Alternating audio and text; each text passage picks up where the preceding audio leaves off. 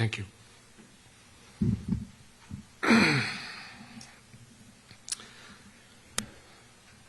The truth is now undeniable. The so-called Islamic Republic is not the government of Iran. It is a hostile, occupying force that's hijacked our homeland. After invading 5 neighboring countries and sowing chaos across the region, this regime has invaded Iran itself, using foreign terrorists, Hezbollah fighters, Iraqi militias, and other mercenaries to slaughter the Iranian people. This is no longer mere repression. This is foreign occupation wearing clerical robes. Just as Saddam Hussein drowned the marshes in blood and Bashar al-Assad turned barrel bombs on his own children, Ali Khamenei and his thugs have committed mass crimes against the Iranian people and against all of humanity. And just like those other tyrannies, the Islamic Republic will fall, not if, but when. The world must hear this clearly. The battle in Iran today is not between reform and revolution. It is between occupation and liberation. And the Iranian people have already chosen their side. Their heads are bloodied, but unbowed. Yet the cost has been heartbreaking. The people of Iran are being slaughtered in the streets and in their homes by a regime that shows no mercy. More than 12,000 Iranians were massacred in 48 hours. One murder every 14 seconds. Khamenei's killers even hunted the wounded protesters in hospitals and executed them in cold blood. The regime collected piles of bodies with dump trucks and forced worried families to search unlabeled body bags. They refused to return bodies for burial without payment for the cost of the bullets that killed their loved ones. And where a family cannot pay up to several thousand dollars, and most of them can't, they bury the dead in unmarked mass graves. And despite the lies you're hearing from the regime, its bloodlust has not diminished. The slaughter has not stopped. My brave compatriots, still holding the line with their broken bodies but unbreakable will, need your urgent help right now. Make no mistake, however, the Islamic Republic is close to collapse. Ali Khamenei and his thugs know this. That's why they are lashing out like a wounded animal, desperate to cling to power. The people have not retreated. Their determination has made one thing clear. They are not merely rejecting this regime, they are demanding a credible new path forward. They have called for me to lead. The bond between me and the Iranian people is not new. It's been with me since birth, and it cannot be broken. Even in exile, I pledged my life to the service of the Iranian nation. When Saddam Hussein invaded Iraq, I volunteered as a fighter pilot to defend my country against his invasion. Today, as my compatriots call on me for leadership, I reaffirm my lifelong pledge by stepping in to lead the movement that will take back our country from the anti-Iranian hostile force that occupies it and kills its children. I will return to Iran. I am uniquely positioned to ensure a stable transition. That's not my opinion. That's the verdict delivered loudly and clearly by the people in the face of bullets. Large sections of the army and security forces have already refused to participate in the killing of civilians. They have whispered their loyalty to me. Tens of thousands have already signaled their readiness to defect, and this process has been underway for months. What's clear is both the public and members of the military see me as a national figure who can unite all opposition forces from every background, ethnicity, Republican and monarchist, right, left, and everything in between. I have a comprehensive plan for an orderly transition which is ready to be implemented immediately. The Iranian people are taking decisive actions on the ground. It is now time for the international community to join them fully. Today, I ask the world to do 6 things. First, protect the Iranian people by degrading the regime's repressive capacity, including targeting the Islamic Revolutionary Guard leadership and its command and control infrastructure.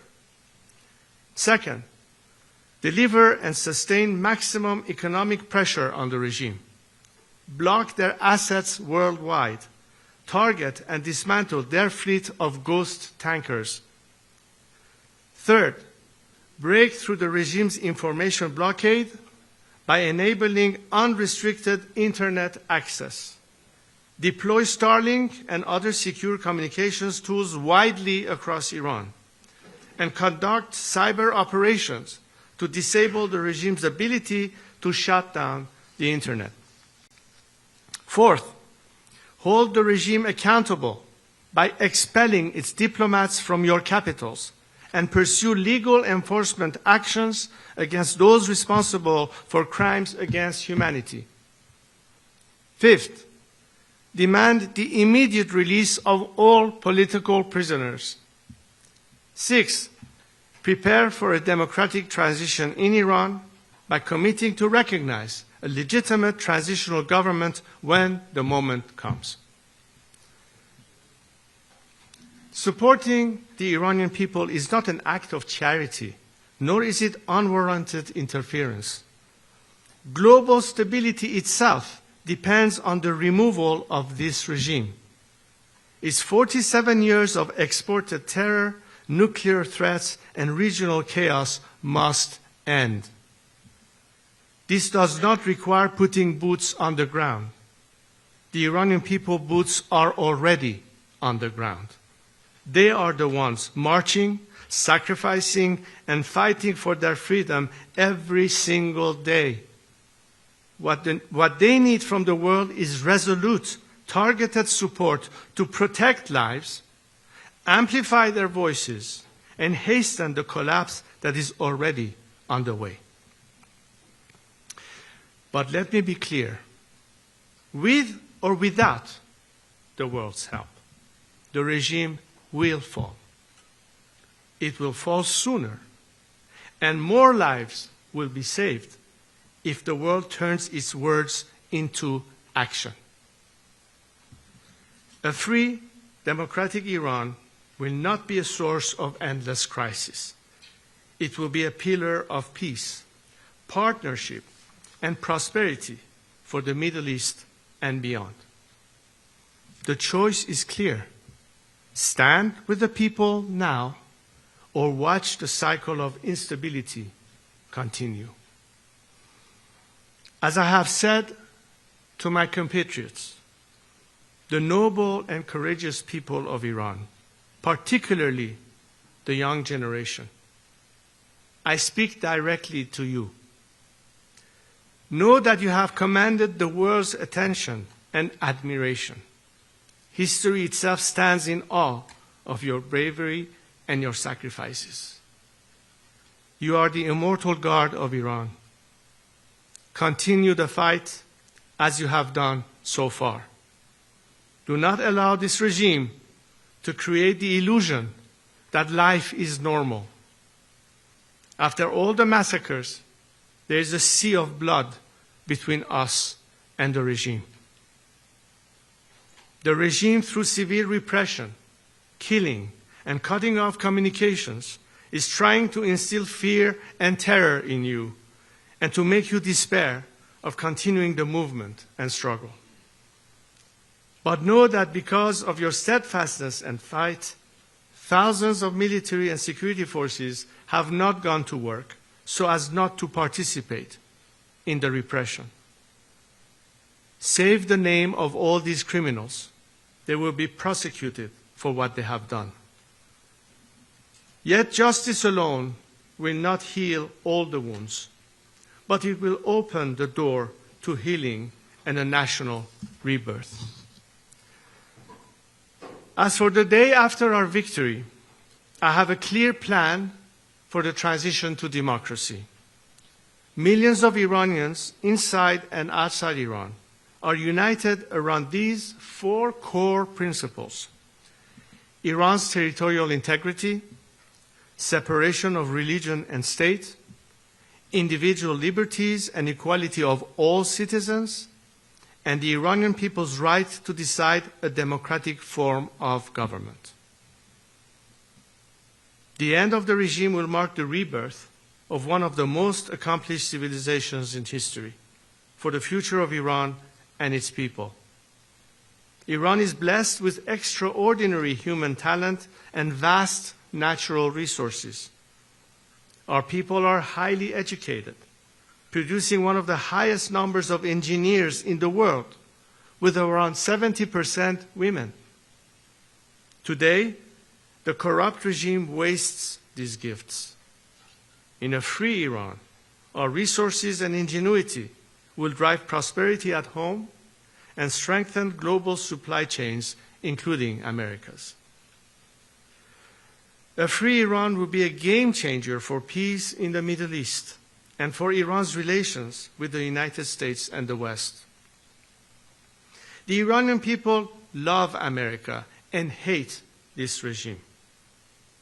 After its collapse, instead of death to America, the world will find a nation that embraces America as a true friend. President Trump brokered the Abraham Accords, bringing peace between Arab nations and Israel. I see extending this idea to a free Iran through what we could call the Cyrus Accords, honoring our ancient heritage of tolerance and partnership. The possibilities are endless. There will be a peaceful, stable, and orderly transition.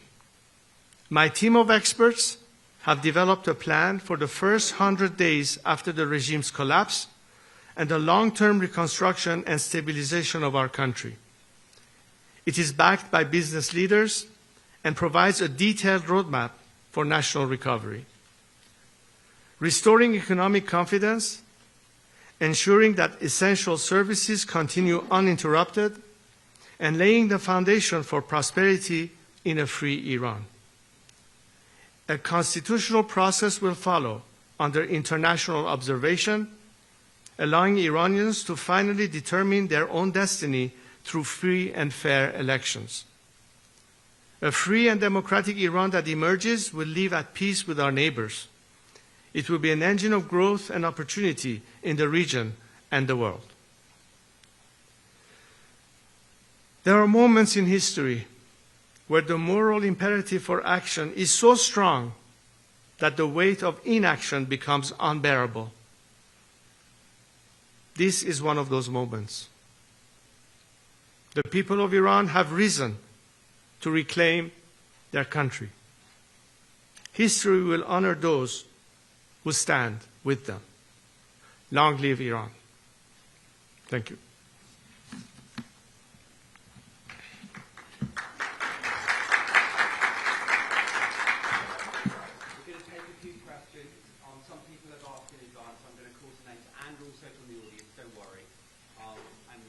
Reza Pahlavi will reply to them.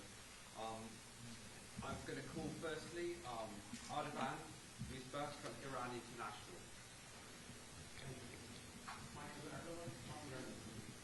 At this moment, we have millions of the Persian of the story. Right one. I'm sure that's why I'm asking who's Farsi. So,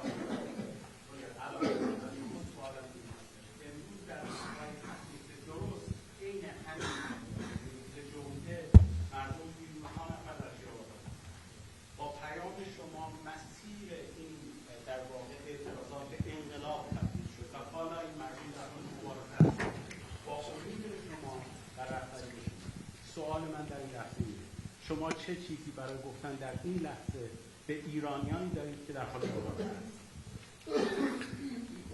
دیدیم که همیهنانمون با شهامت و شجاعت و با اتحاد و جمعیت میلیونی در خیابانها باعث عقب نشینی نظام شدند، به حالی که رژیم مجبور شد دست به سرکوب وحشتناکی بزنه و اون هم با استفاده از عوامل بیشتر خارجی تا عوامل خودش که خیلی حاضر نشدن برای سرکوب سر کار بروند. این نمونه و علامتی است از قدرت مردم و ضعف نظام.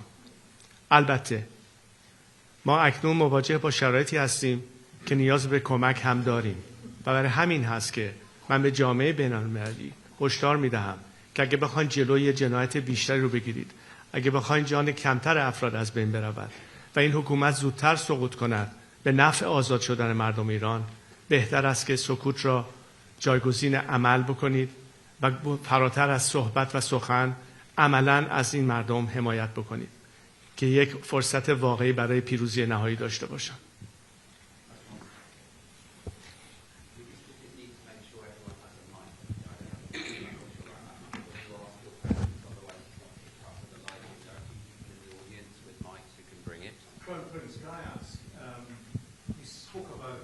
Can you introduce yourself? Excuse me, sir. Can you just introduce yourself?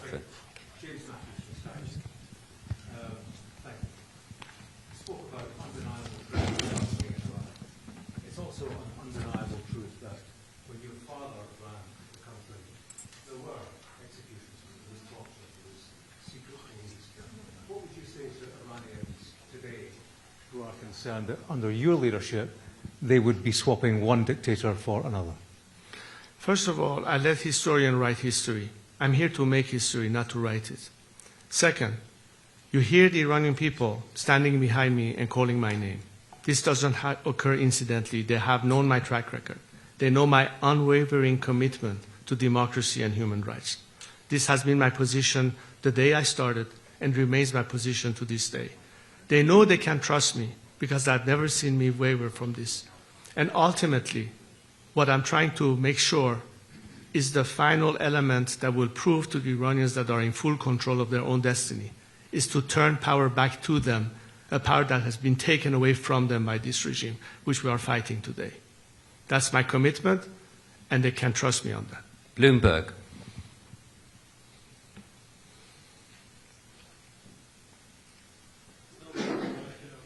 No, I've called Bloomberg, please. Is a gentleman or lady from Bloomberg? No? They asked a question. No, Reuters, please. Oh, there's a microphone just coming. Thank you. Hi, I'm Riley Johnson from Bloomberg. Are you having any further conversations with Witkoff or the Trump administration? Look, these are sensitive times, and I'm not going to discuss details of who I'm meeting with and what has been discussed. What I can tell you, however, is that there is strong support for the Iranian people, and I believe that President Trump is a man of his word, and ultimately he will stand with the Iranian people as he has said. Lady from DW. Thank you very much. I'm with Deutsche Welle, Germany's international broadcaster. Thank you so much. I have two questions. We saw a slide there saying Donald Trump help. What exactly does this mean? What do you hope Donald Trump to do? And my second question is regarding Europe and especially Germany. What do you hope for Europe does to support your cause? Thank you very much. Thank you for the question. Well, clearly, President Trump did say that if the regime was to hit the Iranian people hard, they would be faced with serious consequences. That the Iranian people have taken his word as a man of his words, as I said. They know that unlike his predecessors that threw us under the bus one time, this president is not about to do the same thing. And that's very encouraging and empowering. Number two, you asked me about European countries. Look, we already are past the point of whether you should subscribe the IRGC as a terrorist organization or not. And frankly, I'm flabbergasted that there are still some countries that are not willing to take the next step, as if they are supposed to worry about how the regime would retaliate. This regime is on its last leg. It's about to collapse. And I think the world, especially the democratic free world, that champions freedom and human rights and equality of citizens, at the face of this regime brutal repression, should act now. I called for them to start acting as opposed to talking. We need your help. We need your action. We need to take all the steps that I've indicated in my opening remarks, all those 6 elements. Anything that can be done in that direction is a moral boost, and beyond moral boost, an actual act of support for a defenseless society and civilians that, as you can see, have been treated in the worst possible way. And the only hope they have is that their fight for freedom, their sacrifices, will be less loss of life based on your action to expedite this regime's collapse. That's what the Iranian people are expecting from you. And let me reiterate, as I said again, we're not waiting for you to act to continue our fight. We are. But imagine how much more we can protect more innocent lives from dying by acting and helping us today. These are critical moments that are game changers, not just for us Iranians, but for the whole world. This is what we need from you, so help us. Reuters. Microphone over here, please. Thank you. Humaira Pamuk from Reuters. In an interview a couple of days ago, President Trump actually expressed some doubts about your support inside Iran.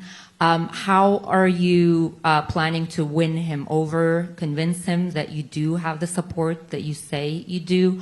Also, you're talking about thousands of potential defectors, but the IRGC and other forces have hundreds of thousands. So how are you going to assert your control over this establishment?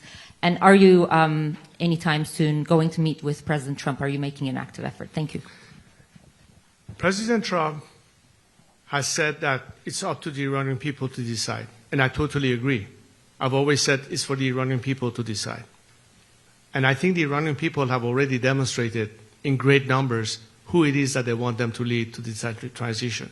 So I'm confident that I have the support of my compatriot, and it's for the international leaders to assess the fact on the grounds and see who is capable of doing that. I believe I can, and I have the Iranian people's support. And of course, if anybody in the world is willing to help the Iranian people achieve that goal, that's what I'm trying to do, to help them liberate themselves and attract as much support as I can internationally to be behind the Iranian people this time and on the right side of history. Now, as far as the defection goes, this campaign has started months ago. We started this, in fact, I announced it in another press conference I had in Paris a few months ago. Some of you might have heard about it.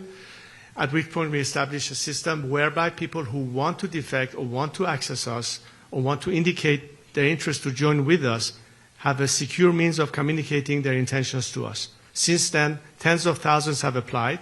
Many of them are from the security forces in Iran, police force, military, IRGC, and we are vetting them as we're speaking. And the mechanism for defection does exist, but most importantly is the principle of having an exit strategy. And on that I've said, anyone whose hand is not soiled in the blood of the Iranian people will survive regime change. We're not talking about de-Baathification. We're not talking about the disaster of post-Saddam Hussein, post-Gaddafi collapse. We're not going to have a failed state. And for me to be able to guide a smooth transition, I'm counting on security forces to be the element that keeps the country secure, protects people's lives and their livelihood, and be part of the solution. As a result, we have already seen people indicating their cooperation. We have already seen elements that refuse to be used as an instrument of repression, which is why the regime is now, as we speak, importing elements from outside the country to be the instrument of repression, as they are running out of their own forces to do that for them inside Iran. And all of this is the indication of the beginning of that collapse. Hopefully, by more support from the outside world, by a determined strike on the regime's elements that are the instrument of repression, as I stated in my opening remarks, in my opinion, that will expedite the process and will also increase the number of defections to be more rapid, so that we are not faced with remnants and pockets of resistance as much as possible. There's never going to be 100% defection, but there comes a point where the regime sees it's futile, and hopefully by then Khamenei will be joining Bashar in Moscow and will be rid of him. This gentleman here.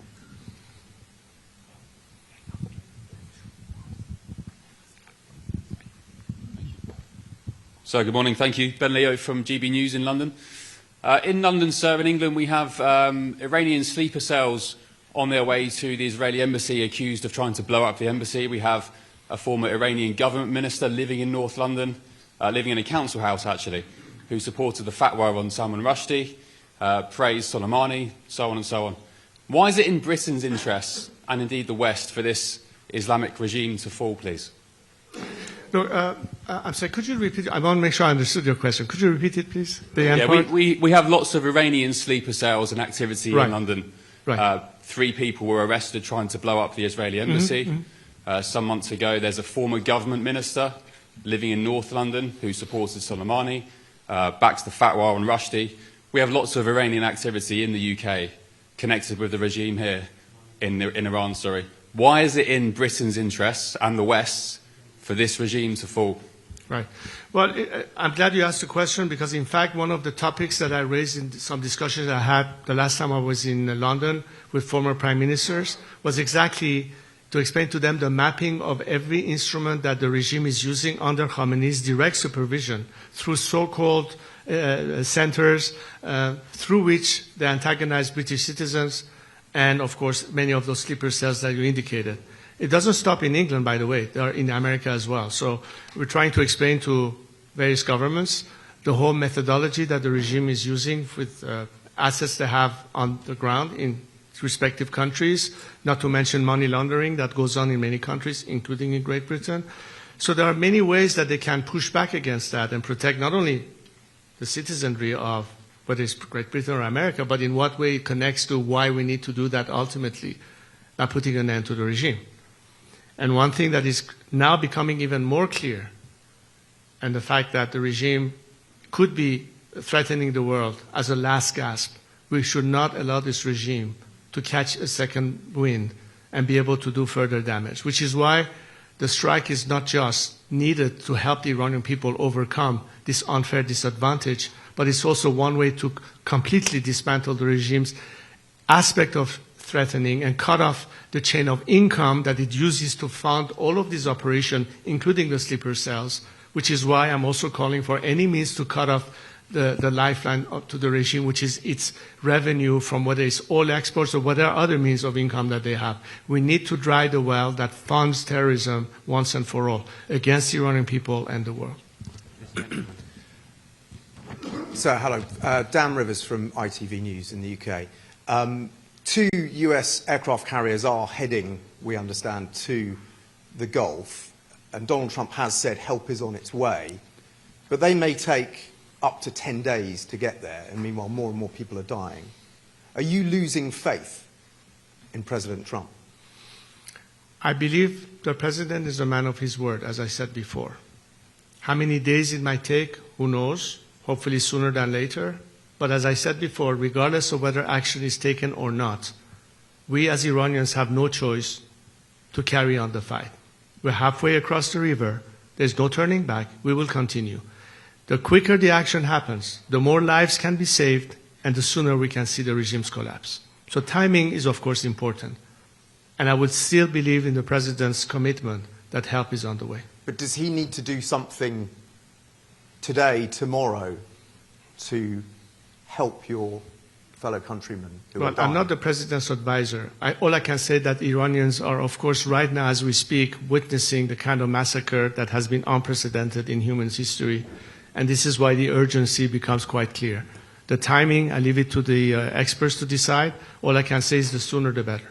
Okay, I'm going to call now Ben Amini from Manitou. Microphone over here, please. Sorry, there's too much bright light. I can't see who is where. Okay, now I see you. Thank you. Thank you. علی حضرت از نخستین من بهنام امینی هستم از تلویزیون منوتو. از نخستین روزهای انقلاب ملت ایران منوتو گزارش‌های متعددی از شهروندان دریافت کرد مبنی بر اینکه بخشی از نیروهای سرکوب در خیابان‌ها ایرانی نیستند. این موضوع گمانه‌زنی‌های درباره حضور شبه نظامیان خارجی به ویژه از عراق و لبنان رو ایجاد کرده. موضوعی که امروز با گزارش رسانه‌های بین المللی درباره ورود دست کم 5000 نیروی مزدور از عراق برای سرکوب مردم ایران جدی‌تر شده. شما به عنوان رهبر انقلاب ملت ایران این گزارش‌ها را چطور ارزیابی می‌کنید و حضور اونها نشانه چیست؟ سپاسگزارم. ببین این دقیقاً علامتی است از ضعف نظام به مفهوم این که حتی عوامل خودی به اندازه کافی نداره برای سرکوب مردم و مجبور میشه از بیرون عوامل خارجی رو وارد بکنه.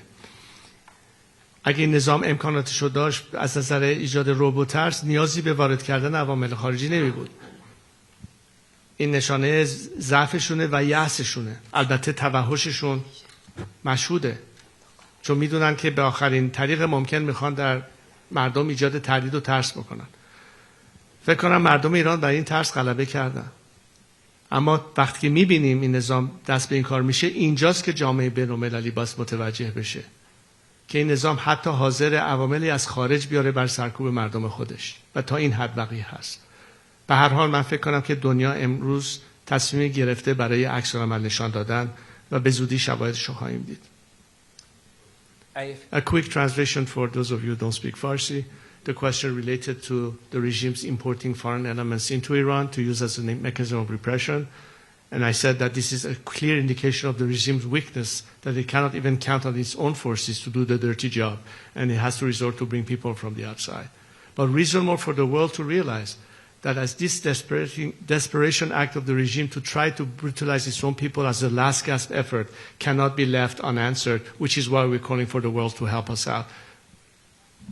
Thank you. AFP, please.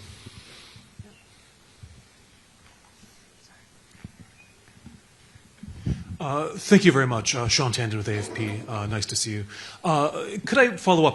The momentum, you mentioned that that's in the hands of Iranians, but at what point is it too late for the intervention that you're talking about from President Trump? Could there be the sense that he's talked for over 10 days about help is on the way? Is there a sense that that could actually weaken the momentum? And specifically, you said at the beginning that there should be targeting of the Revolutionary Guards. Do you mean necessarily military strikes? How should the Revolutionary Guards be targeted? Thanks. Right. It's never too late. Any fight for freedom doesn't have a deadline. Some of you reporters have deadlines to make your reports, but this fight doesn't have deadline. We will fight until we win. That is the national will of the Iranian people. We are all going to fight until we win. The only question is, what are the elements that can expedite it? And the immediate issue remains, what will hurt the regime most? By dismantling its apparatus of state terror and repression. A lot of it are the regime's military, paramilitary assets, mostly IRGC targets. So I'm calling for a surgical strike on those means. And I think it should be quite obvious to any of you. How do you weaken a regime's first and foremost means of instituting terror at home or terrorism abroad? And all ties, the targets are quite obvious. You're not going to hit a factory or a school or a hospital. Clearly, it's obvious what the targets should be. And the regime knows it. And that's exactly what those who have to decide how to decide what should be the legitimate targets will decide upon it. I think the Iranian people naturally say the people who hurt us the most should be the first one to be targeted. And I think that it should be quite obvious what should be done, in my opinion. CBS.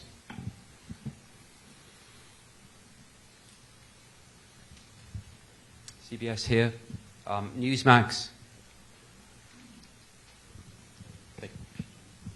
Good morning, sir. President Trump, up to this point, as we know, has decided not to take military action up to this point. He recently said that the killing has stopped, the planned executions have been halted.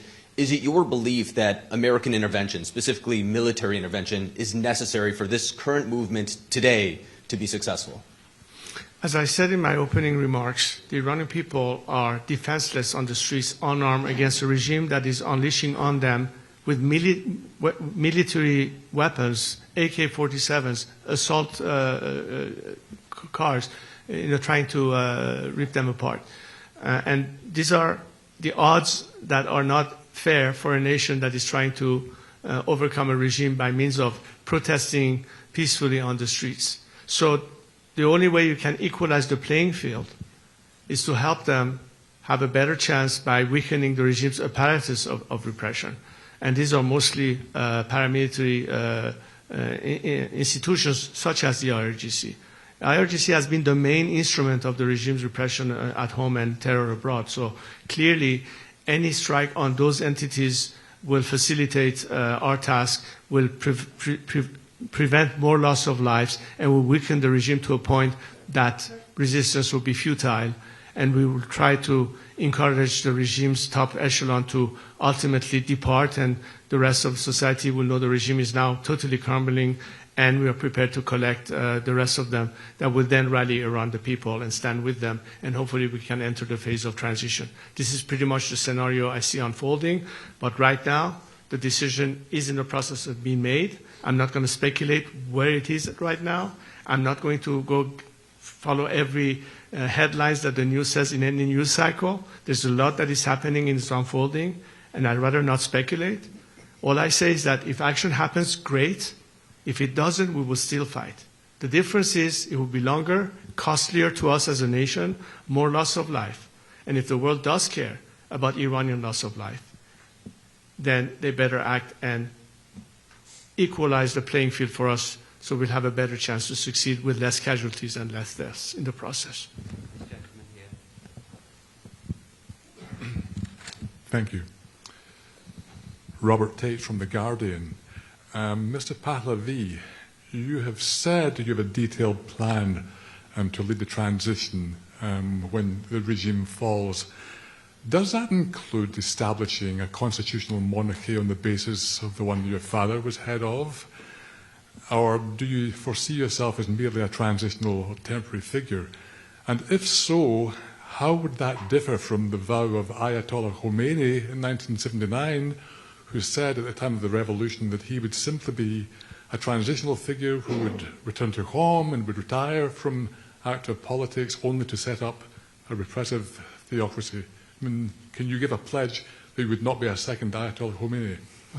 I invite all of you after this press conference, and I have some of our experts available to you to explain all of this process in more details. One of the projects that I started a few years ago is called IPP, Iran Prosperity Project. This project is meant to address all of the issues, beginning with the first 100 days of how to manage the transition and stabilize the country. Mid-term range anywhere between 6 months to 2 years of the rest of the normalization phase, and ultimately Iran's development down the line. Many documents have been generated with the help of legal experts, economists, and others to explain the chronology of events. But in relationship to your question, the way we have proposed the process to go is that the minute the regime collapses, the transitional government takes control. It works towards working in a process where we have its own judiciary branch, executive branch, legislative branch, and temporary parliament to oversee the elections of ultimately a national assembly, by first allowing the Iranian people, after about 4 months' time and many other debates, what is the form they would like to have as a future system of governance by means of referendum. Whatever the majority of the Iranian people decide, their representative in a constitutional assembly will be tasked with the responsibility to draft the constitution of this next system and present that constitutional project to the nation.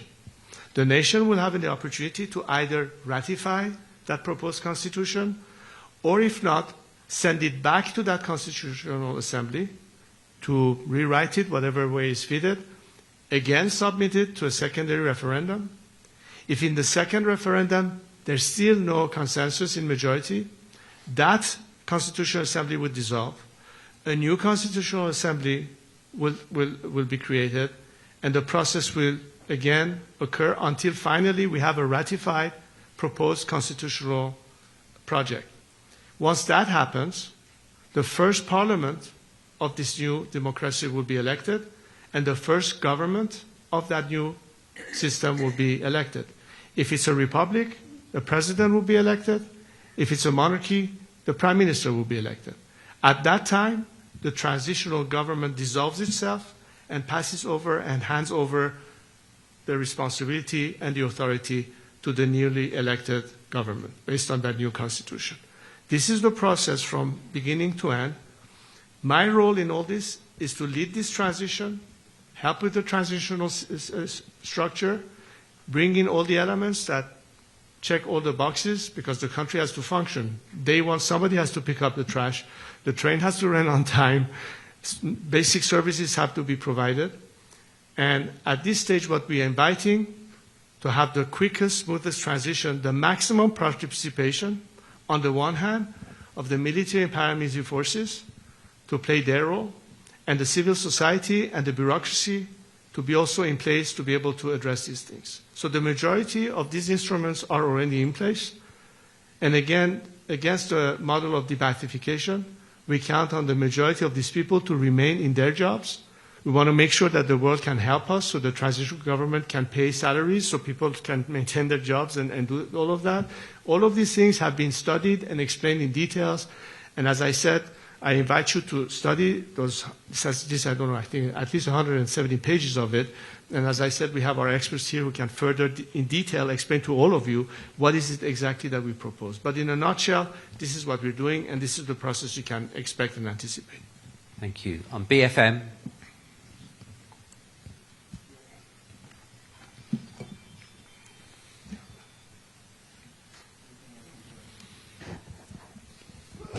My name is Anton Hollard with BFM TV, French television. In France, the government has been criticized for being too soft by saying that the regime is too brutal. What is your message to the President of France, and what do you expect from him to put pressure on the regime? Thank you. Again, I think the more we have solidarity from the international community, and France is a very important country. The relationship that France has had with Iran goes back centuries. I know many French people. I know their sympathy and their appreciation and love of Iranian culture and whatever it is that we stand for. And we have had very good relationship in the past. The question is, what is the behavior of this regime? Does it adhere in any simple way to the very principles that France stands for: égalité, fraternité, liberté, laïcité, all those main principles that we're fighting for.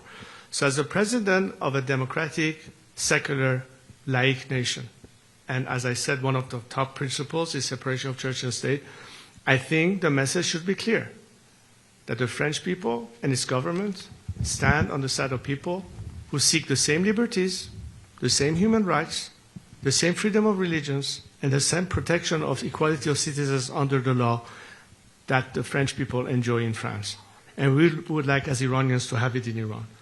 So this is an important message. Are we continuing to go and appease a regime that is murdering its own people? Or is it time to abandon that path and now stand with the Iranian people and help them in their liberation? It's a very simple choice to make.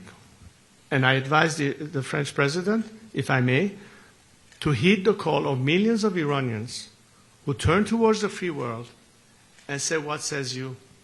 Are you with us? And I hope the French president will say at the end of the day that he stands with the Iranian people. Just a follow-up in French. Est-ce que vous avez été déçu par la réponse d'Emmanuel Macron, qui a été assez molle, entre guillemets, face à la répression brutale du régime? Écoutez, comme je vous l'ai dit, c'est un crime contre l'humanité qui se passe en Iran actuellement. Ça dépasse toutes les limites de tolérance possible, ou de vouloir dire qu'on veut garder une ligne de communication pour des raisons de négociation diplomatique, etc. Je pense qu'on a déjà dépassé ce cap. Il ne reste qu'une seule solution. Éviter un massacre, éviter un bain de sang, éviter qu'un pays qui peut être un élément de stabilité, dans l'intérêt stratégique de l'Occident, une fois débarrassé de ce régime, mettra fin non seulement à la misère et la répression chez nous, mais en même temps profitera à ce que le monde puisse enfin respirer, soulagé, d'avoir pas un problème d'avoir encore à abriter d'autres réfugiés qui doivent venir sur le territoire européen déjà saturé, plus dans l'intérêt économique de ce pays, un pays qui peut vous fournir pendant des décennies au niveau énergique le nécessaire, pour n'avoir pas à faire face à un blackmail chaque hiver par la Russie, par exemple, et l'Iran peut s'apprêter à ça. La question, c'est quel Iran? Je pense que le choix est évident. Donc, je pense que l'administration, que ce soit Emmanuel Macron ou d'autres chefs d'État européens, doivent regarder aujourd'hui quel est ultérieurement le meilleur intérêt de leur pays. Est-ce qu'un Iran libre sera mieux placé pour satisfaire leurs intérêts ou ce régime sanguinaire et terroriste? Simple question. Ce n'est pas à moi de répondre. Je vous dis tout simplement l'attente des Iraniens. Maintenant, c'est au président français ou d'autres leaders de décider finalement où est-ce qu'ils se placent. The lady here. Would you just get a microphone? Thanks, Michelle Kellerman with NPR. You mentioned that you wanted to see the Ayatollah in exile in Moscow, but the Russians are providing political cover for the Iranians at the UN. Today, Putin called Netanyahu to, present himself as a peacemaker. What do you think the Russians are doing? Do you think Trump could believe the Russians in this case?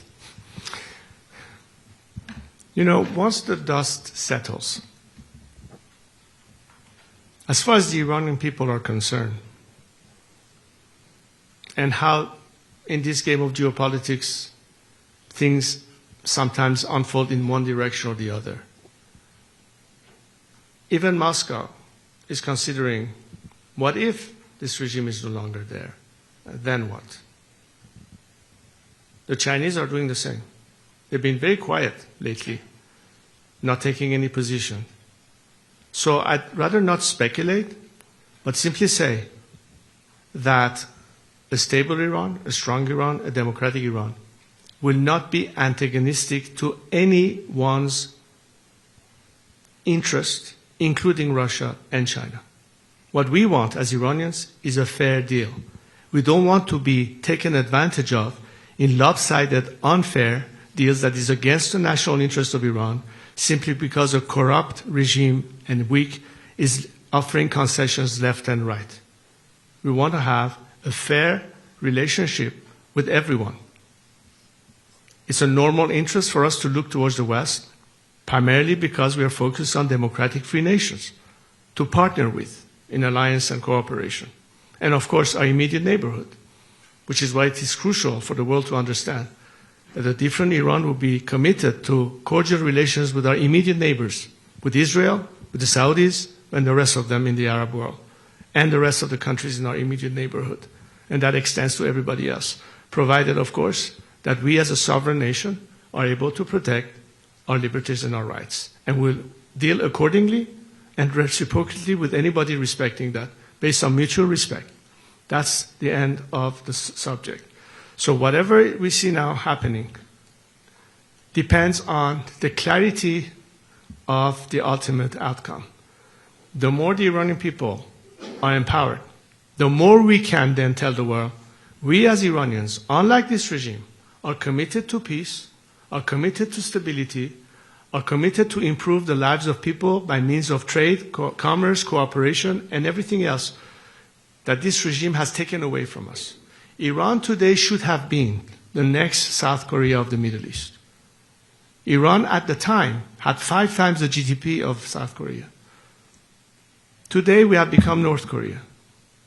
Not because we don't have the human resources, not because we don't have the natural resources, but because we have a governance that doesn't give a damn about the people and the livelihood, that have exploited our nation and its resources, that has impoverished our nation while funding radical extremist terrorist groups and proxies in the region and beyond, have outstretched their arms all the way to Latin America, and are still standing there only because the delay in their collapse was a result of appeasement. The game changer is enough is enough. The game changer is these people deserve better. And they have proven that unlike this regime that hates the Western world in particular, and particularly the United States, that wants to wipe off a country off the map of the world, we as Iranians are committed to a different future. I went to Israel 2 years ago to show that we are the descendants of Cyrus the Great, who 25 centuries ago helped Jewish slaves be freed from the Babylonian government, helped them rebuild the temple in Jerusalem,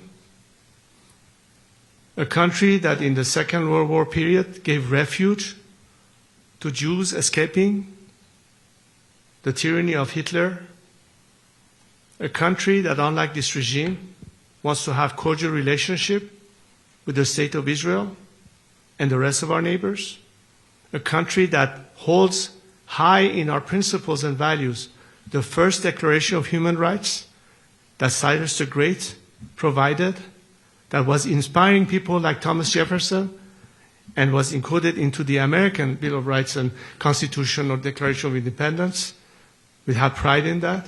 And the children of Cyrus are not telling you that we are committed to that. That's when I talk about the Cyrus Accords is in that spirit. This is not me saying it. This is our nation, its culture, its national identity. And this is your truest friend that is now being clobbered, as you saw in that video, by a regime that is un-Iranian and is a threat to all of us. And this is what's at stake, simply at the end of the day. So it's better for all of us to now think of how different the world will be with a liberated Iran. And this is our moment in time. This is Iran's chance to finally, after 47 years, liberate itself. And I hear people from across the world. I see how much sympathy now there is for Iranians, from Australia to Argentina to Canada to Sweden to many, many, many, many countries that are standing with the Iranian people. The people do. Now it's time for their governments to be online and on par with the expectation of various countries that are demonstrating their support for the Iranian people, and even they ask their respective governments to act. It's not just Iranians asking the outside world to act. People in different countries are beginning to ask their governments to act. And I hope that such governments hear their people and our people and stop listening to the regime that has been lying to them deceitfully and is hanging on to power by yet trying to find another opportunity to get out of this quagmire. Let's not give them that chance yet again. I'm afraid last two questions, BBC Persia and then NDTV. BBC Persia first. Is that BBC Persia? خشیار جانی به BBC Persian. شاهزاده من با اجازهتون فارسی سوال میپرسم.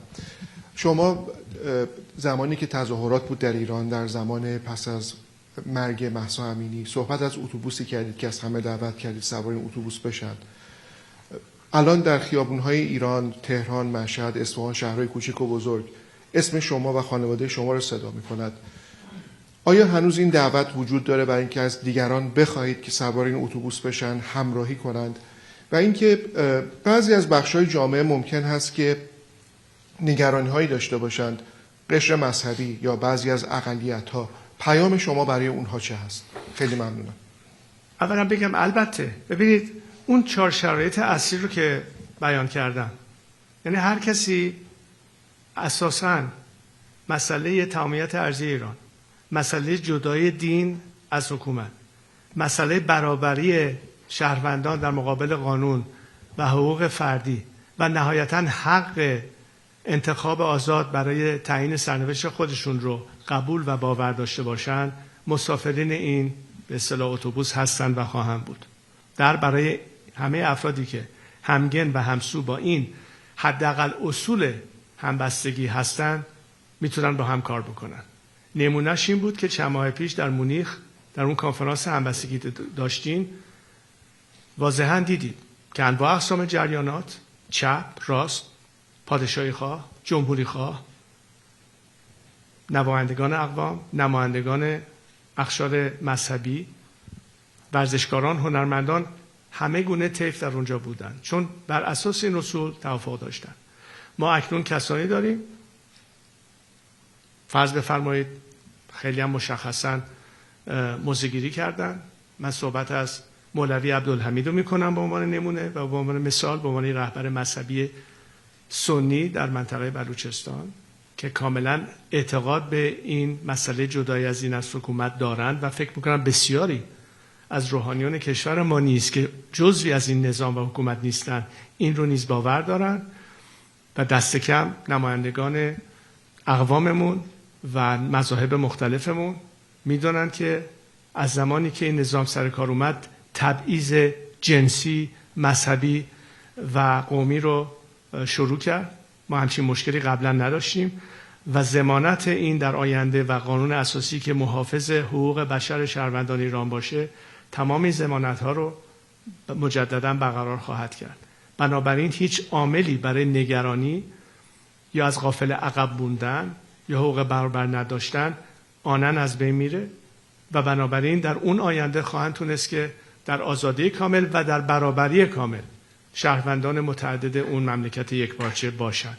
این تعهدی است، نه فقط تعهد من، با تعهد تمام کسانی که معتقد به اون رسول هستند و اکنون در این جبهه واحد با هم داریم کار میکنیم تا این مسئله رو پیش ببریم. Last question, NDTV.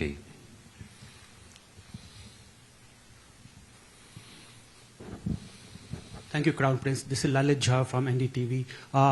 People of Iran has had a strong historical, cultural, and civilizational ties with India. What is the message? I'm sorry, you're talking a bit too fast. Could you please enunciate so I can hear you properly? Thank Lalit you. Jha, representing NDTV, an Indian news channel. Yes. People of India has had a strong cultural, civilizational ties with Iran. Yes. Right. Two questions. What is the message to the people of India, and what kind of relationship would you like to have with India? Thank you. Well, I remember the days where, of course, visits that we had, and I think Prime Minister Gandhi had visited Iran. I was very young at the time. So the relationship goes a long time. Culturally, it goes many, many years, but in modern history, we had very good relations, of course, with India.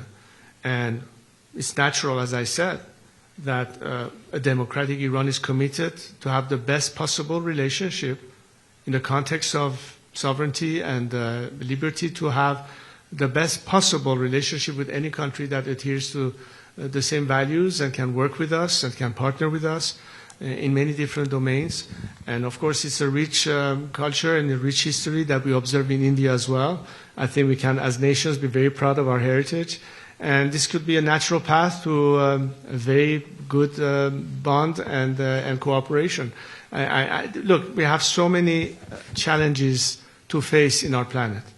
We have issues of energy, we have issues of population, we have issues of energy shortages, we have water crisis, we have so many different things. And that's where I think the world needs to really rise up and reach each other hands for cooperation. The four corners of this world have to remain connected. We cannot be introverted. We cannot be isolationists. We need to be able to work together. And the closer ties we have, the better we can address. India is one of the leading countries when it comes to technology, when it comes to expertise. I think these are the kind of things that will help us in every area that we need to focus on, new renewable energies, IT, whatever it is out there. And I'm looking forward to have our experts, our entrepreneurs, our business sector, and anybody else working very closely with our Indian counterpart. Hopefully, once we are freed, we can start an entirely new chapter. No, I think that's it. I think thank you very much, though, for your question, sir. Thank you very much for coming today from the ladies and gentlemen of the press. Thank you, Prince Reza Pahlavi. We have some, as he's mentioned, we have some of his team and some experts here. Parmida, where are you? Parmida over there can field any interviews that people want to do with the experts, whether it's around the Prosperity Project or the situation in Iran, and we have human rights experts and a whole range of people that can do interviews if you would like to, and just speak to Parmida. Thank you, Prince. Thank you all.